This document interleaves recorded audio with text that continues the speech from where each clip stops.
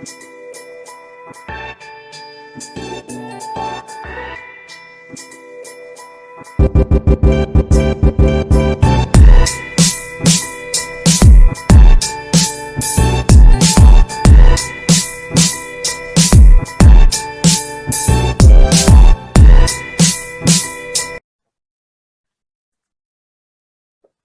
right, everybody, what's up?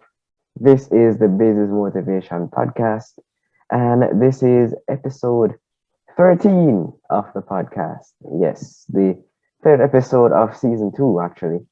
So if you haven't seen the first two episodes, you need to check those out. All right. And for tonight, I have a very, very special guest. It's none other than Mr. Dale Honeyghan. He Yes. is a composer, songwriter, poet, I think, and maybe other things. Mr. Dale, for those who have been living under a rock, just give us a further, bit of introduction. All right. So, as you said, my name is Dale Honeyghan. I'm a musician. So I play instruments, mostly keyboard instruments. As you said, I write songs, I compose. I am a poet as well, and former choir director. So anything in music, I'll be doing that. A little bit of producing as well. Okay, awesome. And of course, we'll be getting into more details about these the many skills that he has as this progresses. Just gonna ask you right now before we get any further to just like and subscribe to the channel. We're bringing on very talented guests here, and this is something that you should really um take a look at. All right, so Mr. Dale, I'm gonna get into the questions right away because I'm really excited about this interview, to be honest. Personally, I am an admirer of your work, especially some of the compositions that you have done. My two favorites, Walls, definitely. Okay. Big Tune. For those who haven't heard it, and then you can check it out. Link to the YouTube video will be in the description. And Seeking the Lost. Those two are my favorites. And it Okay. was good. It was good to see that Seeking the Lost performance live a couple weeks ago, like a month ago. So Right. yeah, that was awesome. And you had a tour and everything. Yes, of course you'll be getting into that. But I want you to get into where did this all began. I'm sure you started this music as a child, right? I absolutely did. So my father was a music teacher. Okay. So as long as I've known myself, I've been doing music. So, but he was really a classical man. So growing up, we had to wake up in early. Me and my siblings had to wake up early in the morning, and we had to practice our scales and practice classical pieces, and then we come back home, had to practice again. So it wasn't even like a passion. It was like a chore at that time. I didn't even love it. But so I did that from age as I can't tell you when I started, but that was up until probably about 11. And then I left my father to live with my mother. I stopped playing because I didn't have to do it anymore. So we're free now.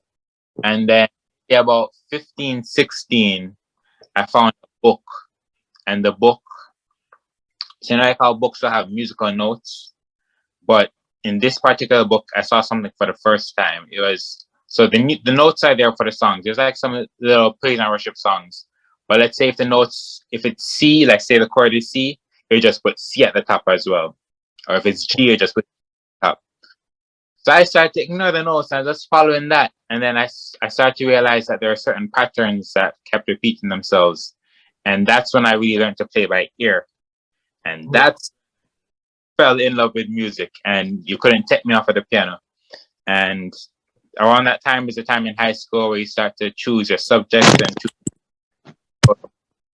I decided since I have a passion for this, I should just try to make a living out of it. And so that's where it started, and I never looked back since. All right. And I like that last part. Make a living out of it. We'll be getting into that as the interview progresses. That's a very interesting story. I myself, I tried to teach myself the keyboard. Yeah, let's just say that didn't turn out very well. I guess I didn't have the discipline that you had. And of course, the background. I mean, my parents not really known for their music abilities. My brothers and I just kind of got into music on a deeper level by ourselves. But not about me. It's all about your adventures. So you said you were being basically trained to be a musician ever since you were a child, and of course, that's a very good foundation to have. I believe if I was a music teacher in your father's situation, I would teach my children music too. I mean, it's one of the best ways a young child can develop, and this can help them in other aspects of life. But back to the point where you made about starting to learn by ear and really getting into this music and getting into making a living out of it. I assume you made this decision after university, you said? No, so I made that decision from high school. Oh, high From school, right. Sorry. All right. So you made that decision from high school. But then who exactly did you make that transition? Because I know even though you have the skills, it might not necessarily be so easy to make a living off of it right away. So just guide me through that process. What did you do to, build this career of yours, for lack of a better word? so where where I grew up when I was in high school was Mandeville, and the blessing for me growing up in Mandeville was NCU was right there, and Okay. N had Flash has I'm not sure since pandemic like how active, but actually I do see things. But at the time, the musical environment up there was next level. It was amazing, and so I would go over there and I'd see all the great songwriters and the great musicians, and I just wanted to be a part of that whole experience. So after high school, I wanted to go straight to NCU. My father actually made me take what we now call a gap year and kind of improve on my skills, work on certain things. And then, so a year and a half after high school, I went to NCU, majored in music. So I studied there. I graduated in 2016 with a bachelor's degree in music education. So after high school, so even not high school, college, even during college, I was working as a music teacher. So I taught at a few schools in the Mandeville area, and then after I graduated, I was still teaching. However, um, one of the downfalls in Jamaica, in my opinion, is most most persons who study music end up being music teachers, and there's nothing wrong with that if you want to be a music teacher. Okay. But for me, in my experience, I enjoy teaching. I enjoyed being in the classroom. I enjoyed interacting with the students. I enjoyed working with the choir. I didn't like lesson plans. I didn't like marking papers. Marking papers is fun until like the third paper, and then you're just like, I have like two, but like I'm tired of this. But for me personally, what I was interested in was more of the performance aspect of music, the writing, the composing, the producing, the performing. And by the time the day done at, at teaching, it's like I don't have the time or I don't have the energy to really do what I want to do. So that was my little challenge. In 2018, I wrote a book. As I said earlier, I'm a poet, and I put together a compilation of my poems. And in that summer of 2018, I flew to New York because I had some people in New York, and I wanted to sell them the book. Back up.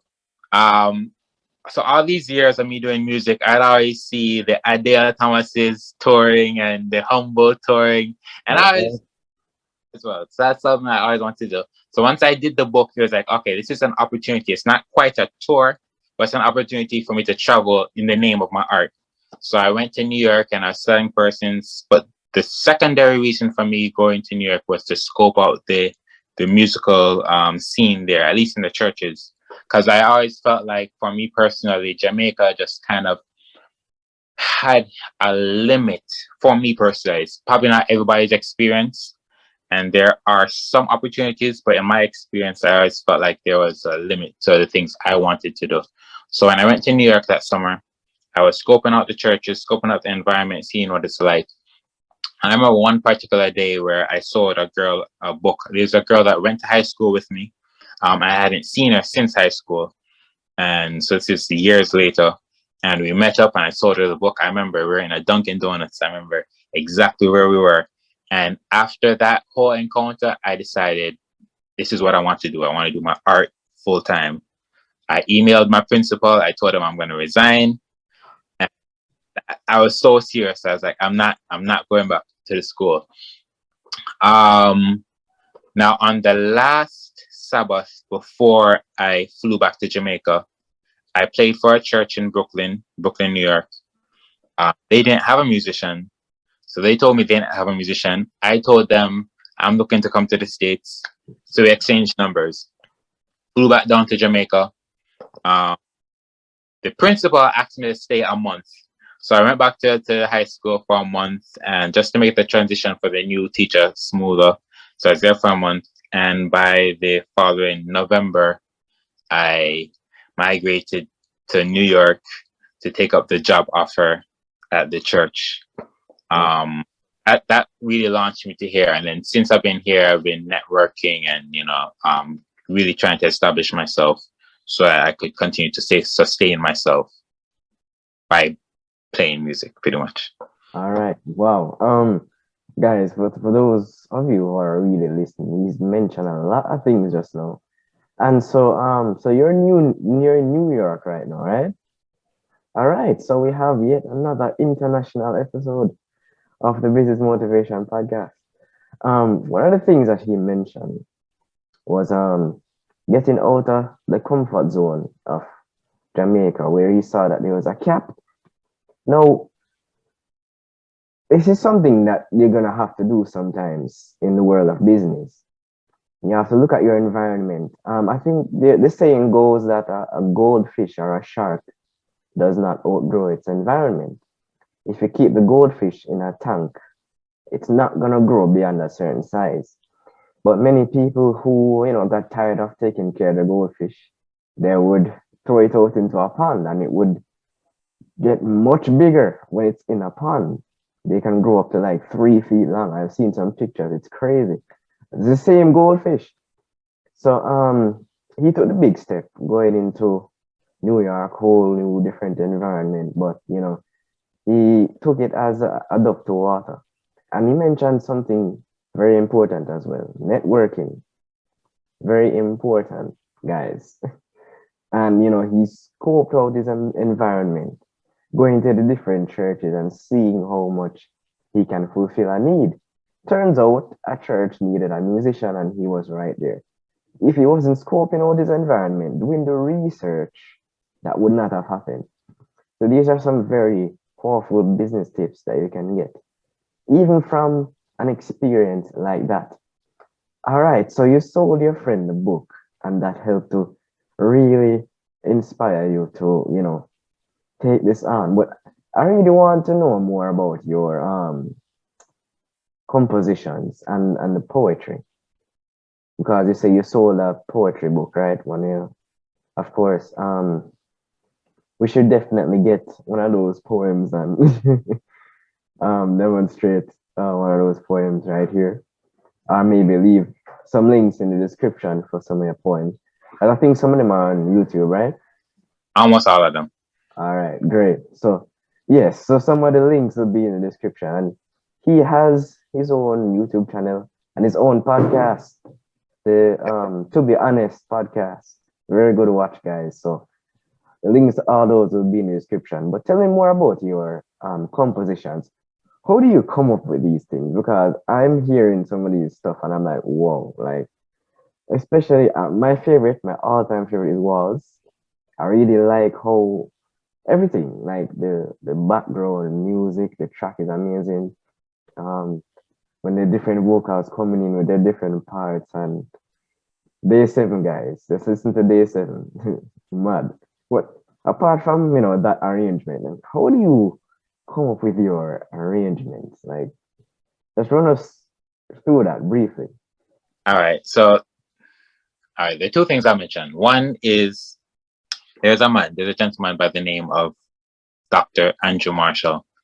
Right now, if you like my arrangements, his stuff is next level. So he's one of those persons that I would have noticed being in Mandeville. And when I was at NCU, he came and he directed the choir for I think about 2 years. And I sang on his choir. And his choir alone is like a university education in of itself. And Oh, so trust me, so good. So he has been a major influence for me. That's one. He really got me into that kind of him and also Shahaya. I have to give credit to other persons on the university. Shahaya, I used to sing on Shahaya before I directed it, and they do that kind of technical, nigger spiritual mixed with classical type of sound, mixed with some jazz and so forth. yeah. I'm sorry to interrupt you, but I'm very much aware of that kind of sound. Back in my high school days, I went to Glenmere High School, and the Glenmere Choir would do a similar style to that. A lot of Moses Hogan arrangements that were quite difficult. Yeah, because we like to challenge ourselves. So I'm very familiar with that kind of style, and so I know exactly what you're talking about, and I guess that's why I'm so interested in your kind of work, because you kind of adapt some of that in your music. Anyway, sorry to cut you. Continue. So just being on the university camp, being a part of Shahai and then being a part of Chamber Choir, which is what Dr. Marshall directed, has that was a big influence on me. So I'll credit that. And when I became the director of Shahai, now I have to be, and I like creating my own thing. I like arranging and writing, and so. But prior to that, my only compositions would be like more just contemporary gospel type. But I had to really like challenge myself to enter into that world. But one thing I noticed with myself is if I really, and this is probably for any musician, I don't know, but I can speak for myself. If I really, really submit myself like into a certain genre, like listening to it and being in that environment, that culture long enough, then I'm gonna get it. Like it's like it's not that it's like it. Music is a language. And if you want to learn Spanish, you can do Spanish classes and you can, get the softwares or whatever. But if you move to a Spanish speaking country and submerge yourself into that culture, then you're gonna start to get it. And that's I think what happened to me musically. So I was immersed into that kind of that sound, that kind of music. I was immersed into that, so when I started to try to put my hand into arranging it, started to come natural to me. Naturally, I think I've always been an arranger because even before that, when I was doing my little gospel things and working with other choirs, I'd always just hear different possibilities. I'd hear different things, different melodies, different chords. So I've always been an arranger. It's just that when I got into that world, my arrangements started to take on that kind of nature. Other than that, I don't know what to tell you. It's just God just doing. I don't have a formula. There are little tricks of the trade here and there, but it's really just things that I hear, and I can only attribute that to God working through me. Amen. Well, I had a feeling that you would find that question difficult to answer because this thing comes naturally to you. But what? By the way, I do have my own arrangements as well. Um, I sing with a singing group, for those who don't know, and I would sometimes make arrangements for that group. I would write songs as well. And since recently, I've begun to write solo songs. And a lot of the time, to be honest, here we go again, to be honest, to be honest, I would just hear a melody playing in my head. And I'm like, I've never heard that song before. And it would have like a few words, and then I would just put more words to it, and just write a full-fledged song. If it needs a bridge, I'd come up with one. The idea here, as Dale Honeyghan so rightly said, is to immerse yourself. Once you see that you have a natural talent, immerse yourself. Go to that proverbial Spanish-speaking country. Get get to someone who probably knows the field more than you. Get a mentor of sorts. And of course, this point was mentioned strongly in my interview with Chevron Walker. That's episode 10. For those who haven't seen it, you need to check that out. All right. So, yeah, because once you have that person encouraging you to get better at what you're more naturally inclined to, you will immerse yourself and you'll become better at learning the language of music. And for those who are really interested in the field of music, the best thing you can do is, get yourself immersed in it, develop your style. Um, Within every genre, you can have different styles, and you need to find out what fits you and really get yourself into it. All right, so we touch on the music, we touch on the arrangements, the poetry now. Yes, I must say you do have some good bars. My favorite poem that you did was the one about Jamaica. Being in love with an older woman or something like that, and really playing off that whole thing about comparing the island of Jamaica to a woman. I think that was brilliant. Um, how did you get into the poetry thing? That comes naturally to you as well. Okay, so again, and this is the first experience that I realized as the immersion type thing. The music is the second. So growing up in high school, I was a huge Eminem fan. Oh, Huge. I love rap, like love, like next, like listen to it every day, like know every word of his albums, not wow. song at level. Yeah. It's a So surprise to me. I got to be honest.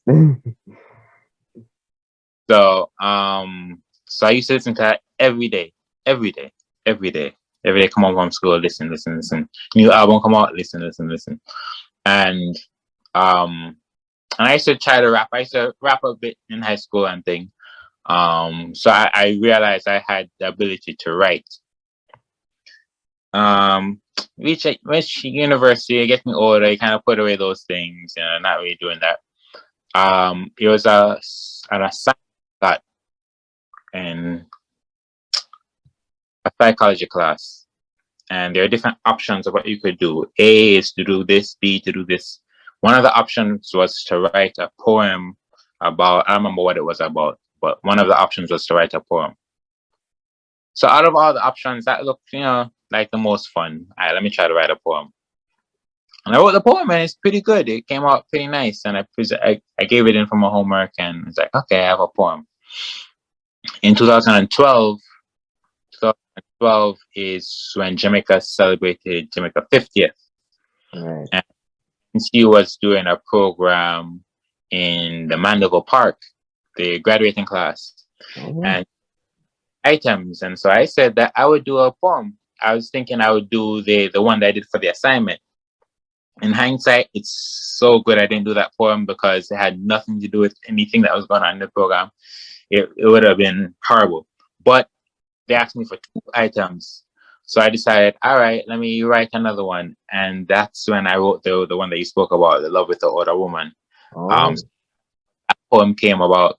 I went up onto the stage, I presented it. This is the first time I'm presenting a poem, and it was well received. Um, so I was like, and it was so well received, I didn't even bother with the second one. I was like, let me just take the win and let's come off of the stage.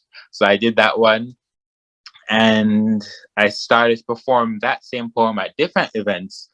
And so I said, and I started to write more, and I could tell like one of the things with Eminem that I used to appreciate when I was in high school was his wordplay.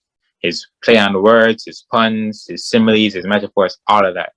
And I could see that I had a natural ability now to insert those things into my poetry. And so just kept on writing, and then I kept on performing at different things, mostly in Mandeville. And I started to become known as a poet as I was as a musician. And so Oh, that's a part of what I did. And I just kept writing and never stopped. So yeah, over the years I can say I think that I improved on it. Yeah, and people seem to enjoy it. So but it's definitely not my first love though. Music is definitely my first love. Poetry is, the like a side hustle I have going on. all right, awesome stuff. And it's good to be diverse in what you do, because for every skill there are sub skills, right? And so depending on what your skill is, invest into the sub skills as well. Sometimes it may turn out that you make more money from the sub skill. It can turn out that way. So you never know um what will happen. But there Funny, are, okay, go ahead. funny because even if you go back to the story that I told earlier, it's really the poetry that got me into New York. Okay. The book that I wrote that allowed me to come over and travel. And then once here, I was able to do the music thing. So what I noticed is many times my poetry opened doors that even my music didn't. There are many form and people wouldn't even know I'm a musician, but poetry, because there's so many musicians, especially here, there's so many musicians, there are not that many poets. So even though music is my first love and it's what I do mainly, I have to say that my poetry definitely opened many doors for me. And then once I was in, I was able to present my music. All right. You see, a living example is right here talking to us. And it's true. Going into your skills and all that now, I have an interesting question for you. I'm not sure how to word it now. We spoke about arrangements. Before I ask you that question though, there's something that always stands out when he's speaking, and it's the word practice. Even if you're naturally good at something, you're still gonna need to constantly practice in order to get better so that you can stand out. You know, that's the only way you're going to really stand out. So don't just put your hands in the air and oh, I'm naturally good at this. I'm a natural. This is enough. No, it's not enough. Get that practice in. There's a book I think called Outliers that spoke about getting your 10,000 hours. Basically, constantly practicing something for 10,000 hours until you become a master. So even if you're naturally good at something, please get the practice in. That's how you're gonna stand out. Okay, now in terms of standing out, how does I don't know how to ask this, but I'm just gonna go to it. How does one develop a style in terms of music or poetry or whatever? And if this you find that question difficult, how is it that you developed your style of music? Because it's quite unique, even though it's within a genre. So let's have it. I'm really interested to find out. Okay, so everybody has influences, right? So everybody has influences. Everybody has things that they gravitate to, especially in music. Well, speaking mostly about music, um, I would say to develop a style, one, you can't ignore your influences, right? You have to. For me personally, there are things that I love, the things I don't love. Sometimes I find myself in church. I play for a Sunday church and it's really churchy, right? Sometimes, not all the time, but it gets really like churchy in terms of like shout music and a lot of those things, which isn't really, which isn't really my thing. I appreciate it. I like it. I listen to it, but it's not really who I am. So I try to kind of get it more into me, but I also try to project who I am as a musician and then try to even do those church things, but in my context. So one, honesty is a huge part of music and And by honesty, I mean being true to yourself, being true to who you are. Um, when I was at NCU, nobody was really doing the Shahaya thing except Shahaya, and I grew to appreciate that. And we'd go to concerts, and people would probably want us to do a Tai Chibet or a Kurt Franklin or whatever, and I do those sometimes, but I also try to always be true to myself. But yeah, I think as it relates to um, like being unique or so forth, I think you have to just don't. You can't really try too hard, because if you try too hard, it's not going to be authentic, and authenticity is like the key to this thing. So True. for me, try to the things that I appreciate, the things that I naturally listen to, which are different things from different areas. I just try to kind of make those things into my thing, right? So I appreciate some jazz. I wouldn't call myself a jazz musician, but I appreciate jazz. And people say they sometimes hear jazz in my playing. I don't, but they do. So I appreciate that. And there's a part of me that likes some classical. Definitely not a classical musician, even though I studied classical in college. And then there's certain gospel things that I like, and different things from here and there. And so what I try to do is just try to let all those influences come in. And then when I'm playing or when I'm writing or arranging, I just kind of express it it, how, how it's just honesty. That's just the word that keeps coming to me. I remember sometimes, because my playing used to always be, especially like in college, it used to always be like really pretty, and that's not a good thing necessarily, because like gospel gospel musicians, I don't want to be too technical, but gospel musicians, they're always trying to be like fat chords and the most, complex things. Right. And my stuff were just like really simple and pretty, and we just kind of tell a story. And then there was a phase in my life where I was trying to abandon that and just try to do all these fancy and pretty things, not pretty things, fat things, and just but then I realized that I wasn't really being true to how I felt. And the other thing I realized is when I feel it, other people feel it. Right. So I learned to, okay, these fancy things, I'll practice them and let them seep into me naturally. But when I'm playing, just really be true to myself and true to how I'm hearing it and how I'm feeling it.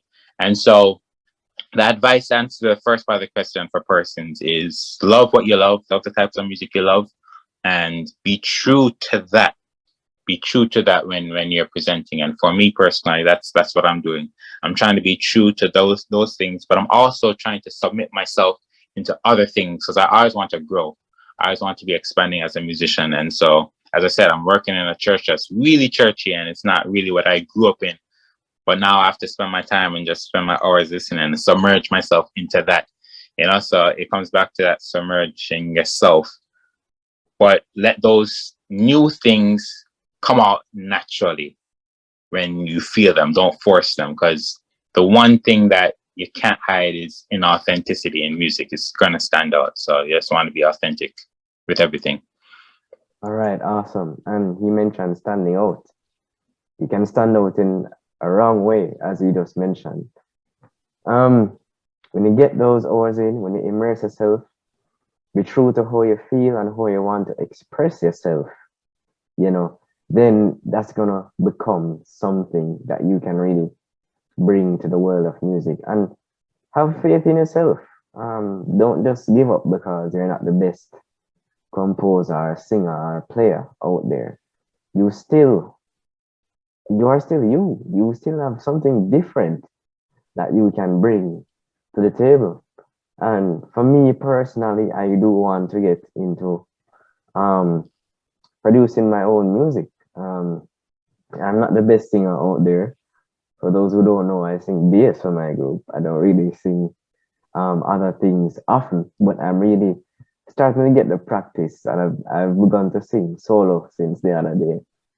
And so it's all about expanding and growing, as Mr. Honeyghan mentioned. Don't just stay one place, all right? Music is evolving. It's just a wonderful thing. And that's how we're going to close off the show tonight.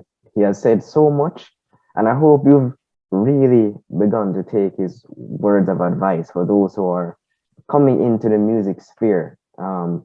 If you might feel discouraged that, I'm not as good as Dale, how am I going to get anywhere? I mean, don't be discouraged, man. Bring your flavor to the table and run with it. Mr. Dale, about you can give us about 1 more minute of final advice and encouragement for those who are coming up and those who want to actually make a living from this, like you have.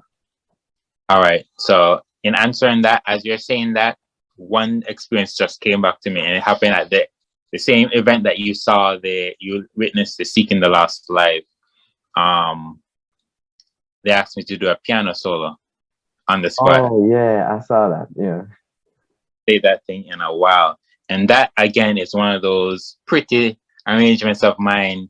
And as I said, I was in a phase where if I was still in that phase at that event, I'd try to do some crazy, super complex arrangement. But I came back to the place where it's just like, no, I'm gonna be myself. And I played it, and it's a pretty simple arrangement, but it's crazy how persons were commenting, and because it went up on YouTube, and persons were saying, how that one is heavenly and whatever. People were like really responding. So it goes back to what you said, like, be you, right? Be you. There's only one you. Right. And yeah, you might not be like there there's so many like a cappella groups in Jamaica, but what I appreciate is that you're getting different flavors, Right. right? So people could look at a Humble, for example, and be discouraged and be like, nah, but Evans is coming with something totally different. Totally different voices is coming, Ascend is coming. So it's like different. So it's not about being at the top, it's about being yourself. Right. And people, because you'll have your audience. So saying that to say, for anybody who's coming up in music, whatever field, singing, writing, playing, whatever, I come back to that word honesty. Like, you have to be honest about who you are. And then once you identify who you are, you don't settle. You add more things to you. Be true to yourself. And the last thing I'll say is put God first. Put God first. God will definitely open doors for you. I was speaking to a musician just last Saturday night. I was played at an event. He's a trumpeter, and he played with Lauryn Hill, and he's played with a lot of big names. And he was telling me that, listen, your gifts, for him, his whole philosophy is church is where you come and you connect with God and you hone your skills, and then you're supposed to go out. And when you go out, uh, that's where you're supposed to shine light and be fishers of men. And he's just saying that come to him and ask him, how is so good persons outside of the church. He points them to Jesus, right? And so just put God first, and just know that your skills, your abilities, your talents are for the service of God and for the service of man, and you'll be fine. Amen. And that's what ministry is all about. It's not about us, it's about God. And we should glorify God with our talents. And that's why we shouldn't sit on them, as I said before, and we should try to develop them. Mr. Honeyghan, thank you very much for being on the show. This has been a very good conversation. And for those who, are interested in music, I hope you have gained some inspiration from this. And of course, if you want to check out Dale's podcast and his YouTube channel, the links will be in the description, and the links to his social media will be in the description as well. So until next time, this has been the Business Motivation Podcast, for the first time interviewing somebody in the field of music. Yes, you can earn a living from this. So please don't just sit down on your talent. Go out there and, do something for God and for yourself. All right, Mr. Dale, you can say goodbye. And by people. One quick plug. My Instagram got hacked, so I'm building up a new Instagram. Okay. Dale on Keys on Instagram. Subscribe. Follow me. All Follow right. me. Okay. So thank you for that, Dale. And I totally forgot about that whole thing. So yeah, so the links to that will be in the description. All right. So until next time, always stay motivated. All right.